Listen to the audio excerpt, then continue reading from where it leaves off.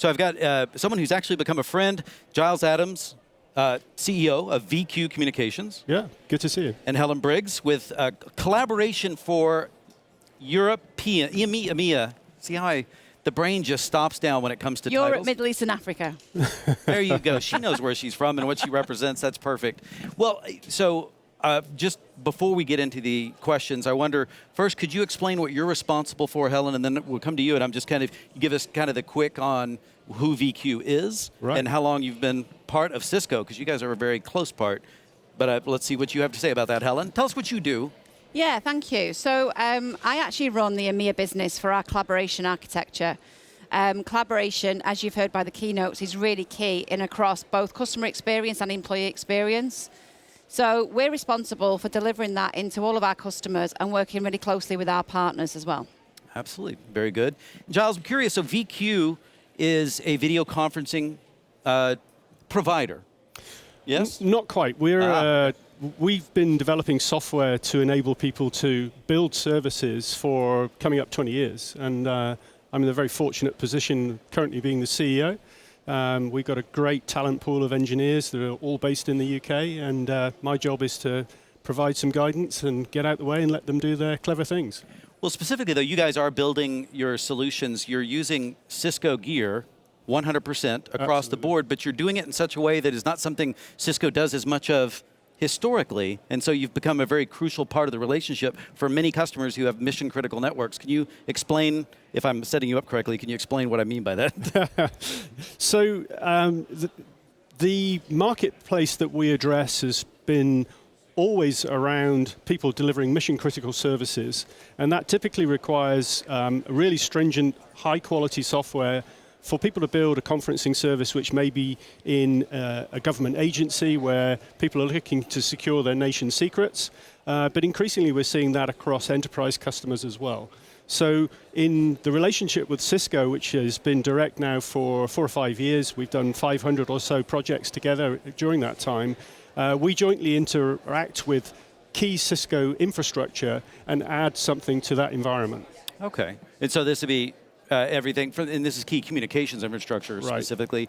And so I'm curious from the market perspective, Helen, what you're seeing, especially in EMEA or anywhere you're comfortable speaking to. But obviously Cisco has been moving to cloud. Everything goes to cloud, and for good reason. Not just because some things become easier, but it becomes a better way to do scale as we get better and better at this. And so obviously we don't see that stopping, but we do have many customers that are concerned. They've always been concerned about where's my data located, and that continues to bubble to the surface. But I think it's given new energy to doing more stuff on premises, and we're not always engineered for that. But I'm curious, where do you see the market going on cloud versus prem versus hybrid situations? Yeah. What are your thoughts? So Cisco is cloud first. It's not cloud only, and that is to really cater to all of our customers globally. So whether you're in a certain segmentation that's very highly fundamentally flawed by regulations or mandates, or whether you are able to actually have some applications that can actually be offshored, so outsourced and cloud, or whether you actually have them inside, we actually cater for all. Now, just to actually be really clear, an on-prem scenario is really about where that infrastructure lives. So it's where it lives and also where it's maintained. And there's some real positives with that. So it sits in a customer's data center, and the customer themselves, they maintain, they secure, they manage, and they actually deliver software updates, which means that they're in control. But it also means it's quite heavy on resource and IT. Now you flip that over, and from a cloud perspective, then Cisco takes all of that complexity away via our WebEx offering with video conferencing. And with that, it basically means that we can actually offer at scale agile innovations such as AI, such as collaboration tools. But as Giles did mention, we have to also interact with the customer's scenario and the customer's environment.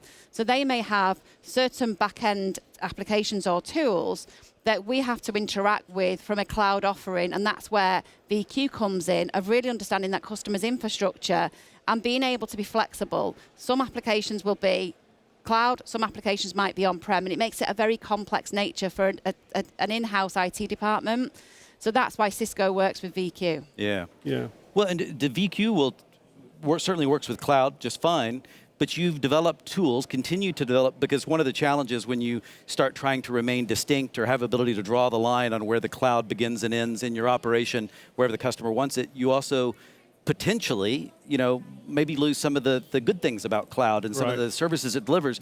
But you guys have consistently rolled out technologies, as I understand it, to bridge that gap so that customers can have the best of both worlds. Is that true? Yeah, absolutely. And I think trying to narrow the gap, because as Helen rightly points out, there is massively more compute available in a cloud environment than there is in an on-premise environment, which may be air-gapped and totally locked down. But what we've always been trying to do is to make sure that there isn't a massive differences in the services that people can experience. So what we don't want is somebody perhaps who works in a government agency going into a secure environment, having a conferencing experience, and then perhaps going home and then using another experience and going, well, they are completely different. Yeah. You don't have two different types of phone experience, you have a phone experience. Right. But so being able to add back functionality that people just expect to use the term table stakes is what we've been trying to do and continue to do. And of course, one of those things is, in a very simplistic view, is adding back things like some of the AI capabilities, like meeting transcription, translation, all those types of things. And that's something that we're working on quite heavily at the moment. Which is funny, because we always think, oh, well, that makes a lot of sense. But for you, in the actual implementation of that, your engineers are figuring out, well, that means localized models. Absolutely. And so there's a shift and an expectation and probably a lot of pre-work that goes into that. Because I think many customers may make the mistake of thinking, if I want to take more of this under my control, why can't I just do it myself? You're like, well, you're welcome to try. Here's my number. When you're ready to get serious. It's actually quite complicated delivering services in an air-gapped environment. All of those reliances that people are familiar with in a typical IT deployment, where you access, for example, licensing permissions through a cloud-based service, just don't exist in an air-gapped environment. So there's quite a lot of complexity, and that's why it's quite a niche environment in terms of the special engineers that work in this space. Yeah.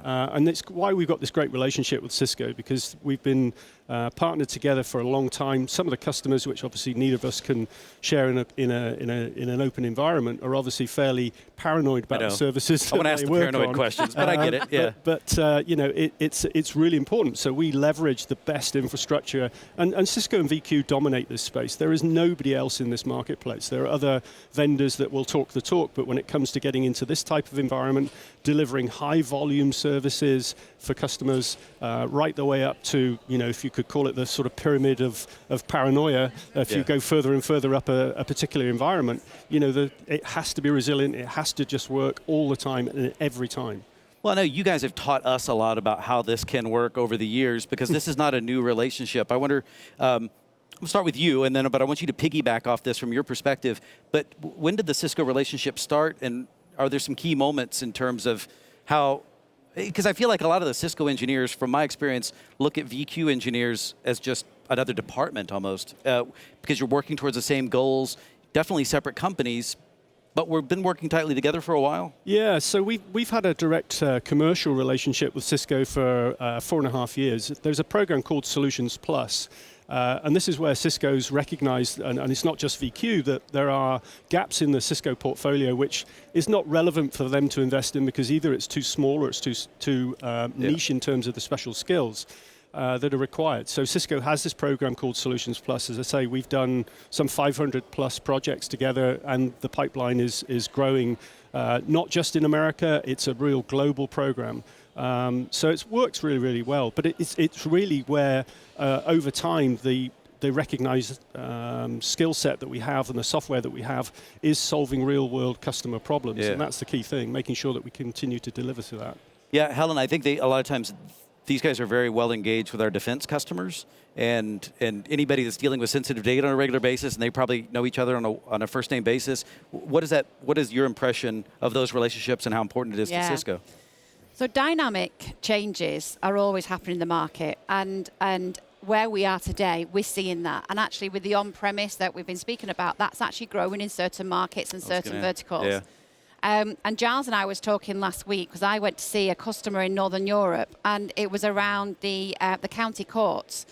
And some of the stats that they're actually trying to strive through at the moment is that 1 in every 3 court appearances now is on video conferencing. Before the pandemic, it was quite low. The pandemic brought more so, and people now see it way more flexible as part of their daytime. But with that becomes 1 in every 5 sessions need an interpreter as well. So due to the sensitivity of that call, 155,000 events are actually recorded and stored on an annual basis. So it's huge in types of that dynamic. And with them, they have to keep that very, very safe. They have to keep that away from even some of their geo partners in country, whether that's the police forces or other areas that they actually that they have to contact. But then they will have certain parts of those particular interactions that can be shared. So that's when VQ can come in and really start to prioritize what the data sensitivity is and the priorities are, and how we can actually start to move that around to make that ecosystem work. And we were just talking about that last week. So it's integral that this partnership for our customers just keeps growing and growing. Yeah, what I'm hearing is, and we're going to have to wrap things up, but what I'm hearing is really, Cisco, obviously this week, as we always do, we're talking about data being so important and also differentiating for all of our customers, and they need control of their data, and sometimes it's us giving them the tools to see where their data is and how to interact with it, certainly to be able to move it around at the speed and with the latency that they need, and to communicate with it, but always knowing at any given moment that they're in control of it. And it feels like you guys are working tightly together to be able to do that. Thank you for taking the time. I hope the conference remains good for you. Thank you. Your booth has been very busy downstairs, and it's nice to meet you as well, Helen.